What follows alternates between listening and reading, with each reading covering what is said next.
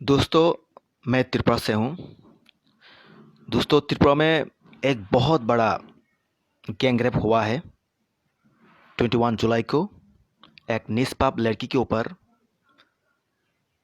तो मैं मेरे इस वीडियो के माध्यम से माननीय मुख्यमंत्री श्री विप्लव कुमार जी से ये सवाल करना चाहता हूँ कि आप कब उन दरिंदे कुत्तों को सजा देंगे? क्योंकि रेपिस्ट का कोई जात पात धर्म नहीं होता। रेपिस्ट रेपिस्ट होता है। प्लीज़ माननीय जी, आप उन्हें जल्द से जल्द कड़ी से कड़ी सजा दे या फिर उसे फांसी दे, ताकि आने वाले काल को हर कोई ऐसा काम, घिनौना काम नहीं कर सके।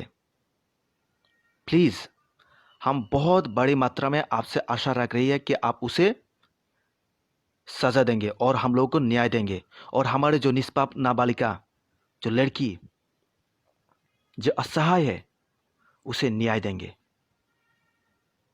दोस्तों, मेरे इस वीडियो को ज़्यादा से ज़्यादा लोगों तक शेयर करो, ताकि यह वीडियो हमारे माननीय मुख्यमंत्री जी और पूरी हिंदुस्तान जान सके।